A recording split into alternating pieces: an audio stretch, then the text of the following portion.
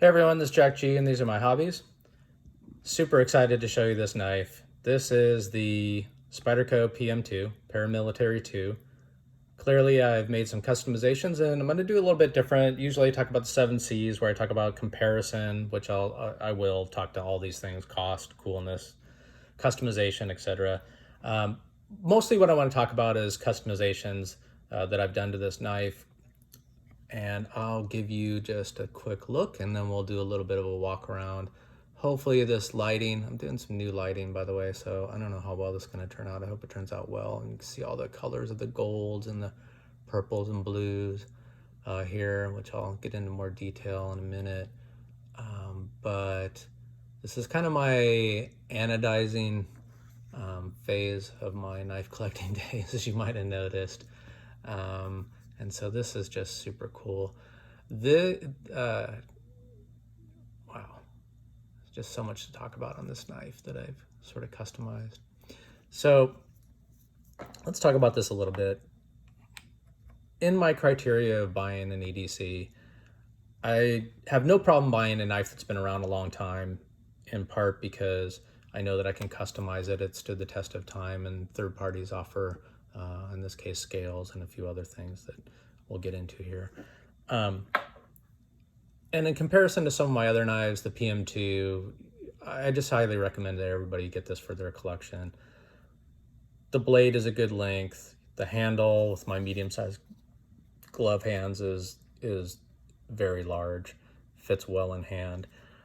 I just kind of want to talk about this PM2 in more detail, even though I've talked about it before, and why I love this knife.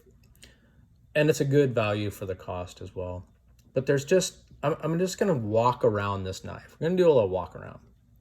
I'm going to explain what I love about this knife and why, after having this knife for, I don't know, over 3 years, it's like a brand new knife now because I could customize it.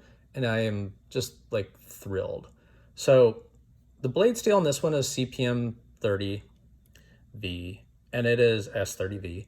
And it's a gorgeous steel. I got it in the black coating. Just because I thought it looked cool and I didn't want it to be too flashy. The design of this blade, it's a gorgeous design. It's, very pointy. It's easy to pierce things. It's a very flat grind. I mean, look at that. It's just completely flat. So pretty thin behind the edge. So it is a great slicer. I really love this knife. I love the blade. I love the Spidey hole opening. So I want to show you something. So with gloves, this is easy to open, right? With, one way to open it, okay? I'm gonna flick it with my thumb. 2 ways to open it. I'm gonna flick it with my underfinger, which is awesome because after I've been flicking my knives, being stuck in the house for 2 months now, my thumb and my finger are pretty sore, so I've switched to flicking this open to get my, to feed my addiction. So I'm gonna flick this underneath. 3, I love that. Okay, so 4th way to open this knife, and another thing I want to talk about soon is this compression lock here, which I absolutely love, and I wish there are more knives that use this locking mechanism. So I'm gonna, just like the access lock, I'm gonna push it, right, and open it, just like you can do with the Benchmade access lock, and closing it as well, free dropping, right? So that's, what is that, 4 now? Okay, and I have one more way to open it here, and that's holding it like this. And I'm gonna do this a little bit off camera because there we go, right? So many ways to open this knife and play with it. Okay, since we're on this compression lock, I love this lock. Number 1, your fingers aren't in the way of the blade like you do with a frame lock or a liner lock down here. Because this is, the Spydercos are designed to be, mostly free dropping for the most case. If I close this, it just literally closes like a dream, and I can deploy it with this as well, which means that I can do this thing left-handed as well, which I like. Although left-handed, it is easy to deploy. Closing it, I haven't found an easy way to close it. I just can't seem to get it there. So I had to do something creative here, which is this, to close it. So I can still close it one-handed, which I like. All right, the compression lock. Love it. I wish more knives were made with a compression lock. I bought this custom titanium, very deep pocket clip because I wanted deep pocket carry and I wanted a high quality titanium. And the guy did an amazing job. Hopefully you can see the spider that he put on there, which I think looks even cooler than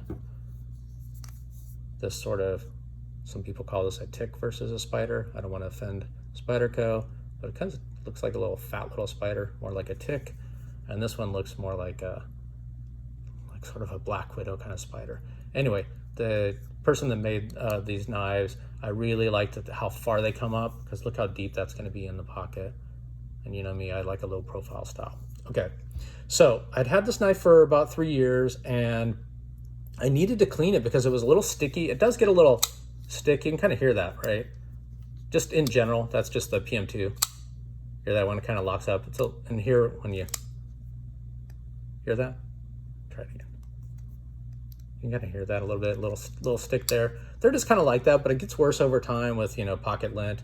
The nice thing about this being a pass-through is it's very easy to clean, but I needed to take this apart to clean it and oil it, and I was kind of regretting it, and I'll tell you why. And I watched Nick Chabez and a lot of people disassembling their knives, and the lanyard tube that they put in here, for whatever reason, on, oh shoot, I don't have the G10 scales that were on here before, the black scales. Actually, let me see, do I have them here? No, I don't, darn. I don't want to run and get them, just to show you the difference before and after. But to remove these scales, because you have to remove the scales if you really want to clean it, right? It's really hard to separate this here because of the way that the lanyard tube is made. And it's really hard to get back in. In fact, I think Staza has a tool, or I don't know if you made it or bought it, for people just removing this lanyard tube. I knew that once, because I'm not very handy, once I removed this lanyard tube, I'd never get it back in. So I waited until KnivesPlus, which I highly recommend, had these scales. They have these scales, they're called Mayhem Scales, and they're always a little bit different, but they look sort of toxic, right? And these don't look quite as toxic as some of the other ones, but they just have a beautiful anodizing way that they anodize mostly the titanium scales.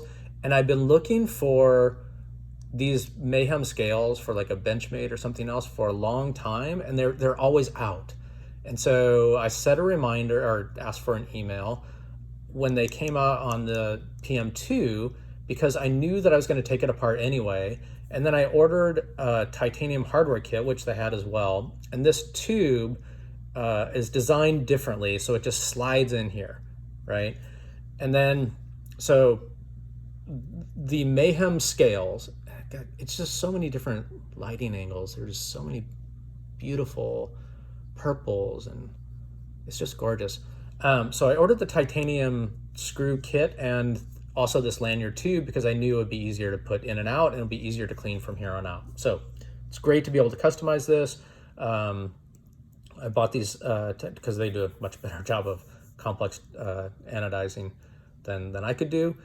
And then I anodize these myself. You can see my other video where I do some anodization. Doing the anodization of this kind of gold silver was easier. So I was able to do that. So anyway, I did this, and then I bought these scales, and then I cleaned it, replaced it, and Bob's your uncle. I love this knife because all the jimping here and the jimping here. I don't like finger choils, but this kind of a built-in choil with jimping is just amazing to get your finger up on. It's just, I just love the PM2 so much, and to be able to like customize it like this. I'll probably get another PM2 and customize it in different ways. So anyway, I anodized all this hardware I bought from KnivesPlus, and these Mayhem scales, which I love, I put on here, and this titanium clip I purchased as well. So everything other than the blade and the liner is all new and customized. So I hope you enjoyed this, and you know, you can bring new life to your old knives as well and make them look super cool. It is a little bit heavier than the G10 scales, but that's okay, because I just take this out and stare at it all the time. And like I say, I flick it all kinds of different ways now as well. So a little bit different than some of my other videos, but I just wanted to show you, and I've been waiting to show you some of the cool customizations that you can do with your PM2. So mahalo, stay well. Please like and subscribe. It's all about getting subscribers and staying current on YouTube. So please, if you could support me, like me. Well, you don't have to like me, but like my videos. Thank you.